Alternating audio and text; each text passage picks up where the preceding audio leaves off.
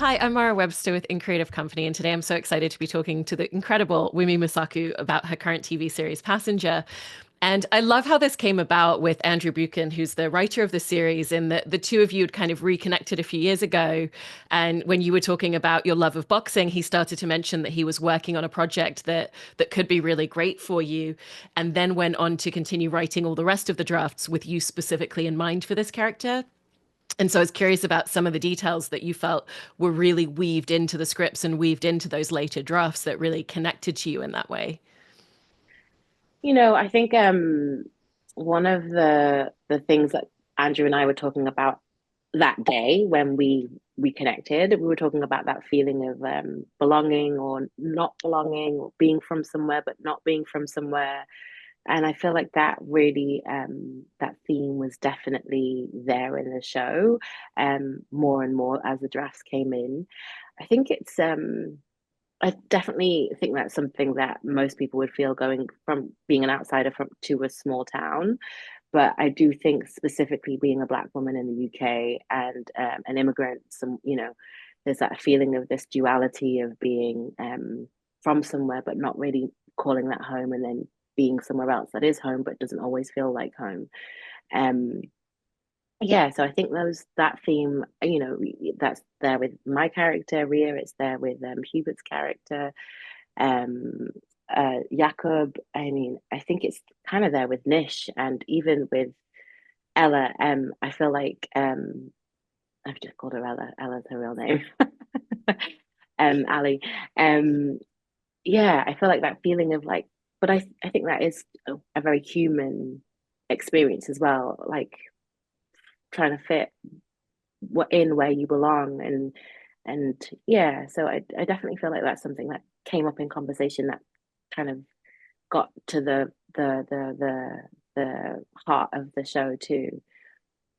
Yeah, it's a really interesting aspect to the character. And I think also just the fact that she's in a place where her life feels very stagnated to her.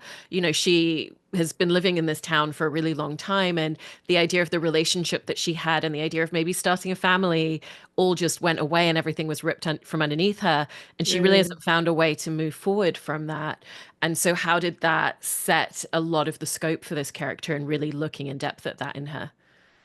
Yeah, I think the question of why is she still here was such a big question in my mind. Like Wumi, would have left. There is no way I would be in this town that I don't really love.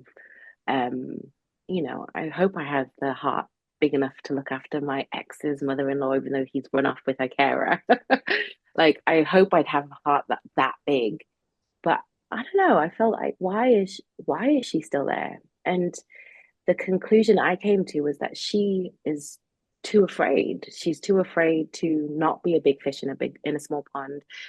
She's afraid of like trying to figure out what her purpose is, and she's afraid of moving towards that and feeling fulfilled. Um, Searching for that feeling of fulfillment, and being brave enough to go for it. She's actually really brittle. She's quite scarred, and she really just needs community and love. And as much as she holds people at like arm's length, there is still there is still community there. There is still love, in the strangest of relationships. Um, yeah, so I think that's her reason why, and that's what I found really intriguing about playing her, and yeah, and figuring out who this person is, and why she makes the decision she makes. I think you're so right as well, though, about that idea of she does keep a little bit of a distance, but then she's so warm to the people that she does let in. You know, it takes a lot to get past it. And I think the relationship with her mother-in-law really shows that. The fact that she stays home every night, makes sure that she's okay, is giving her Mm. medication, you know, really sacrifices a lot of herself. And did you find her to be someone that has a very tight-knit circle, but is so incredibly protective of the people that she does let in? Yeah, she's absolutely all of those things. I think as well, ultimately, she wanted to be a mother, and that's been something that's been, I don't want to say taken away from her, but yeah, I mean, when someone leaves you at, uh, you know, in a town at 35 when you've given up everything to be there, and there's not many prospects and not many people um, to move on to. It's like it feels like she's been robbed of this opportunity, and yeah, there is a big heart, but it's just shielded and it's a bit and it's guarded, and rightfully so because it's been so taken advantage of, by Nick the Dick, as I like to call him. And you had about a 2 week rehearsal period before going into filming. And I've heard you say that that time was really helpful in figuring out a lot of the why and a lot of the reasoning for certain choices and certain Mhm. things with where she is in her life. And so I wanted to ask about what were some of those questions that that 2 week period really helped you to hone in on and answer for her. Nick and I and her relationship was really kind of solidified in those 2 weeks because I think the way that Andy's written this, it's kind of um it's complicated and it's not everything out on the page there's not everything like just clumsily written and everyone's history is back there. Um, is just out there for everyone to kind of gather in a really unsophisticated way. So I feel like he's really clever in that he's kind of written all this nuance and these relationships that are complicated, but not he's not like done it like it's not heavy handed. So kind of just figuring out who they were as a couple, where they met, like why they moved up, um, you know, what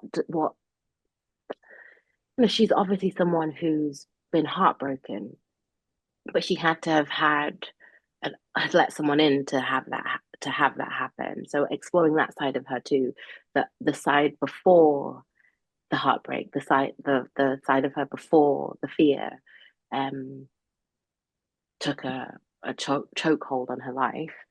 Um, yeah, what else did but mine and Jim's, Ria's and Jim's relationship, like there's a softness there and a tenderness and an understanding there.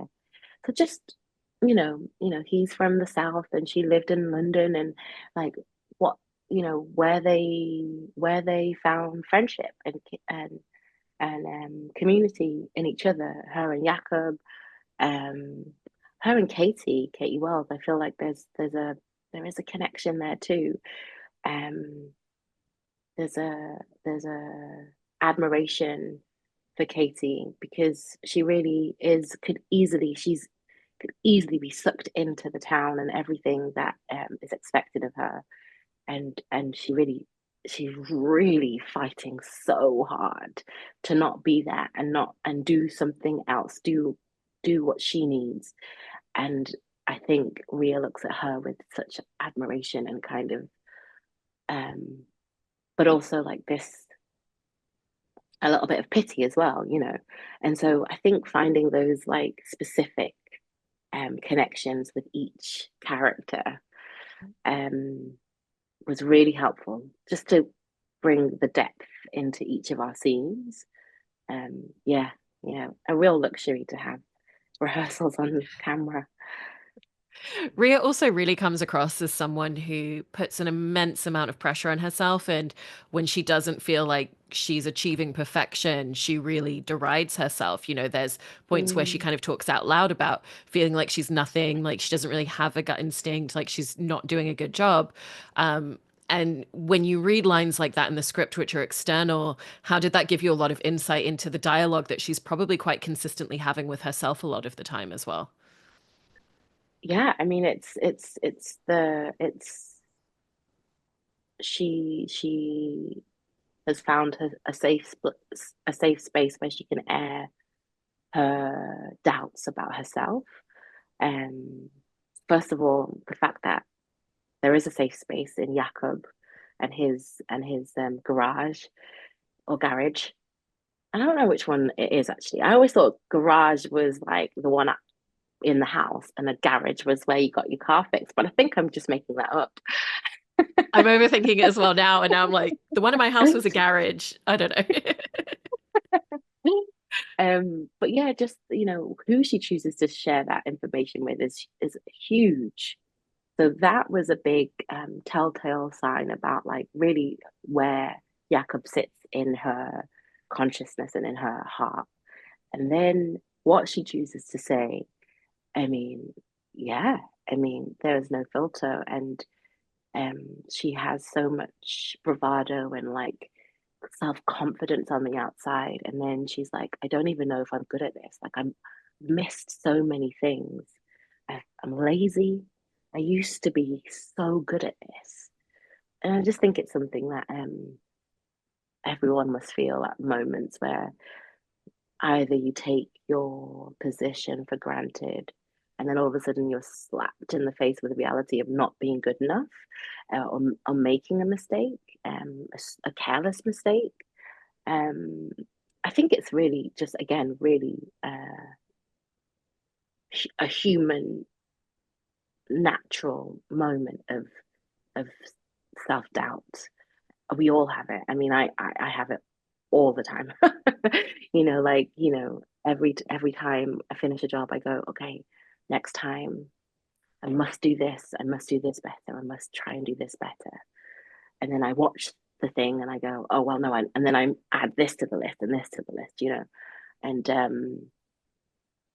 I think, yeah, it's nice to know that she's 360, not just this um strong, opinionated, uh, great copper. That she has all the doubts and insecurities of that we all have. Yeah, it makes her fall. I also love what you were describing about looking at Jakob being the person that she does feel comfortable saying these things in front of, because there's a real push and pull that she has with him. And it feels like some of that does come from the residual fallout of her relationship with Nick. She'll come over Mm. to see him at the garage or the garage and be like, we can sleep together, but don't tell people we're a couple. I don't want people to know. But then he's the No person couple that stuff. is able to hug her and comfort her and kind of give her the care that she's trying to give other people. And Mm. so, how did you set about finding that mix between the emotions that she is feeling and that constant instinct that she's having to try to keep a little bit of distance and a little bit of a guard? That's a good question because I actually found it really difficult to soften up. I would be like, no, but she's too scared. Like I was very much in touch with her fears and her why. And so when episodes 4, 5, and 6 came and like the softening and softening, I was like, no, but she hates this. But then that's quite a nice thing to play. She hates it but can't help it. Um, and yeah, they were like, they'd be like, yeah, she does, but it's there on the page. So how are you going to do it? Because that's the challenge is you doing the math, the mental and emotional arithmetic to get to that place where she makes those decisions to open up, to let him hug her, to how she does it, like because she does it with humor too, like and sometimes she does it with pure honesty and vulnerability, and sometimes she does it with anger. Like there's all those things, but I was very protective of Ria's heart too. I was like, I don't know if she's ready. I don't know if she's ready to let him in. Um, but it's nice when you feel that protective over someone's heart, a character's heart. You're like, is he right for you? You feel like she's your best mate. That's a nice feeling. You're like, I've got some more questions about him before we decide if she's allowed to do Right? this. Yeah.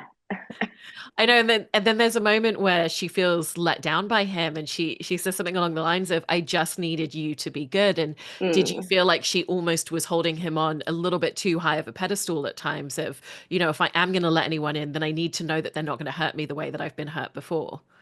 Yeah. It's just trust, isn't it? It's like that thing of Like she's just slowly, slowly letting herself accept his love and his care, slowly, slowly being filled up by it, slowly, slowly. And it's like the realization that he's, I mean, and I don't know about spoilers on this. Are we allowed to do spoilers? I think if we mention that we're doing spoilers, we can talk about them. But in that moment, she thinks he's the monster, that we've all been afraid of. Not that yeah, like he's the monster. And I let this monster in, like, oh my gosh, like the worst judge of character or what? Like, it's one thing being cheated on, another thing moving in, sharing with a monster, someone you think is a monster, and everything, the whole thing being uh, like just shattered. Yeah. Yeah. And with her relationship with her ex, with Nick, I love that scene where she just unleashes on him. But also, especially because when filming it, I heard that you had the chance to do the downstairs scene first before moving to the upstairs scene, which is great because the upstairs is kind of where there's that crescendo and that real unleashing. And so, how did you want those two different scenes to kind of really be this build up for her of everything that she's been feeling? Because he hasn't been around for her to say any of these things to his face. That's I've totally forgotten that we did it in the other order. I just really, really enjoyed the upstairs scene. It was a lot of fun. Um, it was just a lot of fun and letting loose, which is not something I feel like, I don't feel like you just get to do like just shout at someone who's like not nice and go, like you don't really get to do that like in real life. And well, I don't anyway, and maybe I should. Um, but then the downstairs scene, I feel like that was interesting. It took me a minute to kind of get it because I was trying to keep the energy of what was happening upstairs in it, but then it kind of evolved into something else where it was like, oh, actually, I'm gonna make it. The actions were very different. Like upstairs was like actually really about Sue, like the betrayal there and telling getting him to shut up. And then downstairs is more about like, you know what? I release myself of this responsibility, this burden, really, of Sue. She's all yours. She's all yours. And whilst I'm at it, I'm just gonna play with you. I'm just gonna play with you because I know deep down he he like yeah, I mentioned a boyfriend, which I definitely did not have a boyfriend, but just playing with him, just kind of fun, but then it's also just like embarrassing too. Like, because you get all three moments, you get her in the car afterwards, and she's like embarrassed, embarrassed that she cares, that he can wind her up so much, embarrassed that Sue ratted, like, she ratted on her. She's embarrassed that she couldn't keep it together, and that she's embarrassed that he still gets under her skin like that. Yeah, that was a fun three scenes to play actually. Really fun. I love that moment within it that you just brought up of when she's like, well, I have a boyfriend and he's really handsome and really muscly because it doesn't even feel believable what she could have said a believable version that he might have bought, but she's pushing it way too far. And did you think about how convincing or not convincing you wanted it to be? Because it's just so fueled by emotion. Yeah, no, I think the fact that he took the bait, who's your boyfriend, it was just like, oh, okay, yeah, there we go. Let's play whether or not it's believable or not. He at least believes I have a boyfriend. So So I've won. so I Got under his Yeah. skin nicely. And kind of going back to talking about her job a bit more as well, because, you know, she really does come across as someone that has really keen instincts. You know, she's the one person going, there's things happening that aren't computing, that aren't making sense. It feels like this Mhm. case shouldn't have been closed out. I know that there's more to it. No one's really taken the time to look at it. And that she really wants to be able to kind of push forward. And, you know, you were describing the idea of like small fishes and small ponds and versus big ponds. But then there again is this pull of, do I really want to push these things forward? Do, you know, is it really worth it? You know, when everybody's telling me no and that I'm wrong? Because again, it goes back to the idea of questioning, are my instincts correct, or am I just going down a completely fruitless path? And so in Mm. that professional sense, what was that kind of want and that gut instinct against the fact that she kind of internally restrains herself a little bit in a lot of ways? I think with Linda and her, there just couldn't be any more different. Linda is, I don't know, she is lazy. Ria can't sit that still. She can't. Sitting still requires time with oneself. So she'd rather look out. That's far more, trying to figure out Chatter Vale is far safer, far more like emotionally safer than Mhm. looking in. So for her, this whole town and the mystery of this town is just one huge distraction from looking within. She knows that. I think everyone else kind of knows that. But there is an instinct that she does follow, like, and it is she is right. But the fact that she can't let it go, she's a dog with a bone with it. Like there's no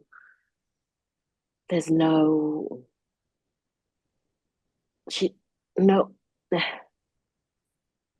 nothing is enough. Nothing is nothing is enough for her. Like she just needs more and more distraction because she's running so far away from trying to fix her own growth, her own, stuff.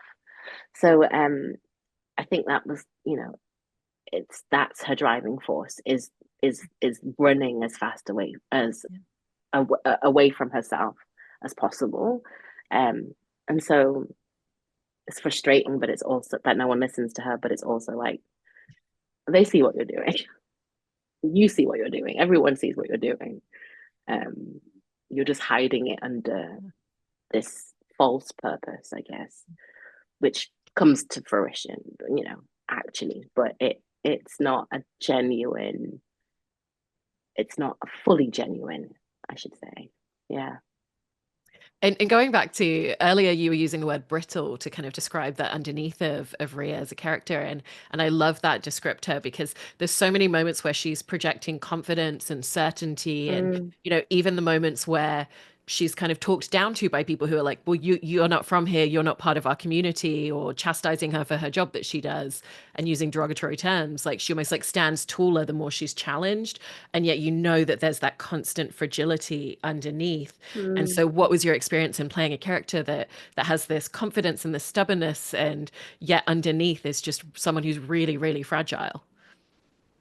I mean, as an actor, you want someone that has many different sides and truths and uh, presentations because that is that is real life. That is humanity. Man is a giddy thing, and that is my conclusion. I don't know where that's from. I think it's like a Shakespeare thing. I think, but I always hold on to that because it means that we can chop and change. You can be a staunch this, but then at the same time, in a moment of something else, just change because this is what I need right now. And as much as I believe this my whole life, or I've believed this right now, I need right now I need this. So I love playing that. It's complicated and find doing the like dot to dot to that to those different outcomes. Like in a, like remember in Sugar Magazine and you'd go down and be like, you know, oh, he loves you. Oh, you're angry. Oh, whatever it is.